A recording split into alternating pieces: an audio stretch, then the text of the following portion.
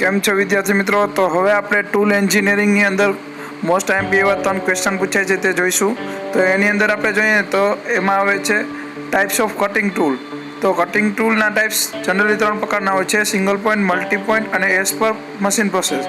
જેમાં single point cutting tool જોઈએ તો સિંગલ પોઈન્ટ કટિંગ ટૂલ એટલે કે એક પોઈન્ટની મદદથી એમાં કટિંગ થતું હોય છે અને કટિંગ પ્રોસેસ થતી હોય છે. મલ્ટી પોઈન્ટ કટિંગ ટૂલ જોઈએ તો એમાં કટિંગ માટેના એકથી વધારે પોઈન્ટ હોય છે, આથી એને મલ્ટી પોઈન્ટ કટિંગ ટૂલ કહેવામાં આવે છે. અને એસ પર પ્રોસેસના આધારે કટિંગ ટૂલ જોઈએ તો એમાં જોઈએ જેમ કે ડ્રિલિંગ માટે હોય, ડ્રિલિંગ પ્રોસેસ માટે તો એમાં ડ્રિલિંગ ટૂલ, પછી મિલિંગ માટે હોય તો મિલિંગ કટર એટલે કે એ મિલિંગ ટૂલ, એ રીતના ગ્રાઇન્ડિંગ માટે હોય તો એ ગ્રાઇન્ડિંગ ટૂલ. આ રીતના અલગ અલગ ટૂલ હોય છે એઝ પર પ્રોસેસના આધારે. તો જનરલી 3 ટાઈપના ટૂલ હોય છે. એમાં મેઇન તો 2 જ હોય છે, સિંગલ પોઈન્ટ અને મલ્ટી પોઈન્ટ. એના આધારે અલગ અલગ પ્રોસેસના આધારે એના ડિસ્ક્રિપ્શન અને ટાઈપ્સ નક્કી કરવામાં આવે છે.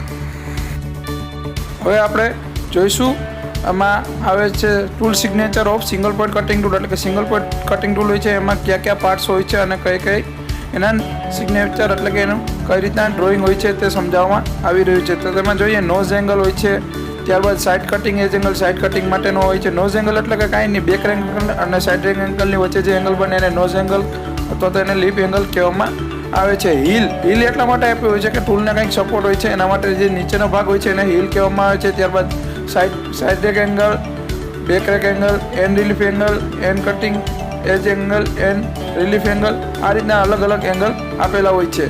જેમાં આપણે શેંક એટલે કે કાંઈ નહીં, જ્યાં ટૂલ હોલ્ડરમાં ટૂલ એ જોઈન્ટ કરવામાં આવે છે એટલે કે હોલ્ડ કરવામાં આવે છે એને શેંક કહેવામાં આવે છે. કટિંગ પાર્ટ હોય છે જેમ કે એના અલગ અલગ એંગલ મેં તમને કીધા એ રીતના અલગ અલગ એંગલ આપેલા હોય છે.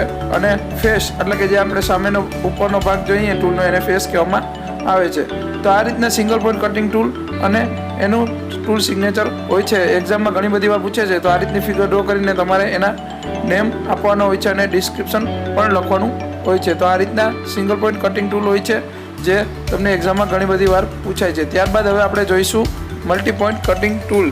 એની અંદર આપણે જોઈએ તો મિલિંગ કટર હોય છે, જે મલ્ટી પોઈન્ટ એના કટિંગ પોઈન્ટ હોય છે જે કટિંગ પ્રોસેસ કરે છે. તેના માટે આપણે જોઈએ તો રૂટ ડાયા હોય છે, ત્યારબાદ આઉટસાઇડ ડાયામીટર હોય છે, ફિલેટ હોય છે, ફેસ ઓફ ટૂથ એટલે કે જેમ કે ઓમાં ફેસ હોય એ રીતના બેક ઓફ ટૂથ એટલે પાછળનો ભાગ, લેન્ડ હોય છે કે અમુક જે ભાગ હોય છે જ્યાં કટિંગ પોઈન્ટ માટે ભાગની જગ્યા આપેલી હોય છે અને લેન્ડ કહેવામાં છે. સેકન્ડરી ક્લિયરન્સ એંગલ હોય છે, primary clearance angle, relief angle, cutting એજ એંગલ, આ રીતના અલગ અલગ એંગલ આપેલા હોય છે મિલિંગ કટરની અંદર. જેમ કે જેમાં આપણે એને કહી શકીએ કે એ મલ્ટી પોઈન્ટ કટિંગ ટૂલ છે. ત્યારબાદ આપણે જોઈએ તો ડ્રીલ બીટ એટલે કે એમાં પણ ઘણા બધા એંગલ આપેલા હોય છે.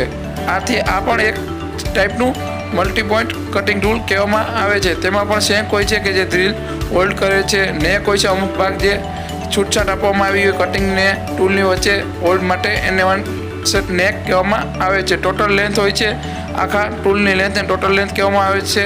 ફ્લૂટ લેન્થ એટલે કે જે ફ્લૂટ કટિંગ માટે આપેલા હોય છે એને ફ્લૂટ કે જે કટિંગ ચીપ હોય એને ડાયરેક્શન આપે છે અને તે અહીંયાથી બહાર નીકળે છે જોબની બહાર જ્યારે કટિંગ પ્રોસેસ ચાલુ હોય ત્યારે.